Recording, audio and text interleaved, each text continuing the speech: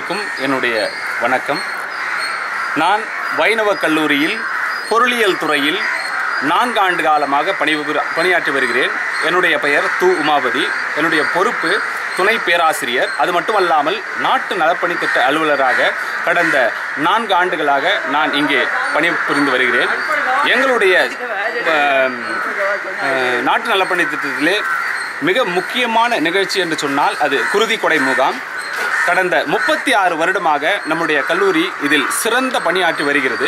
இந்த 36வது குருதி கொடை முகாமில் நாங்கள் 1400 அலகை எட்டிவிடுவோம் என்ற ஒரு நம்பிக்கையுடன் நாங்கள் நேற்று இதை தொடங்கினோம்.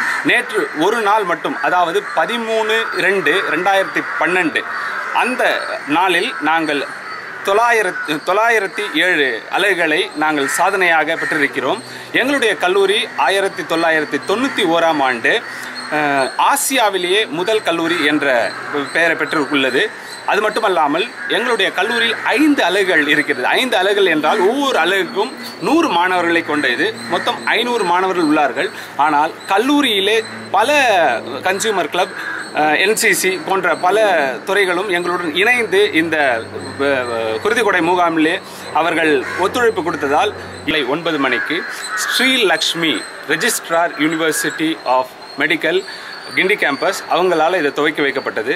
அதைத் தொடர்ந்து நம்ம பிரேம்நாத் அவர்கள் இந்த ஆண்டு எங்களுடைய குருதி கொடை முகாமுக்கு 28,000 ரூபாய் பணம் தந்து உதவியிருக்கிறார். இந்த குருதி கொடை முகாம் வைணவ கல்லூரி நாட்டு நலம் பணித்திட்டம் மட்டும் நடத்தவில்லை. எங்களுடைய அண்ணா நகரைச் சேர்ந்த அரிமா சங்கமும் எங்களுடன் இணைந்து இதை நடத்துவதால் இதை மிகப்பெரிய அளவில் நாங்கள் நடத்தி கொண்டிருக்கிறோம். அதைத் தொடர்ந்து இன்று காலை எங்களுடன் நம்மளுடைய நாட்டு நலப்பணித்திட்ட ஒருங்கிணைப்பாளர் அவர்கள் கலந்து கொண்டார்கள். இந்த குருதி கொடை முகாமில் மொத்தம் 10 மருத்துவமனைகள் கலந்து கொண்டார்கள். அதில்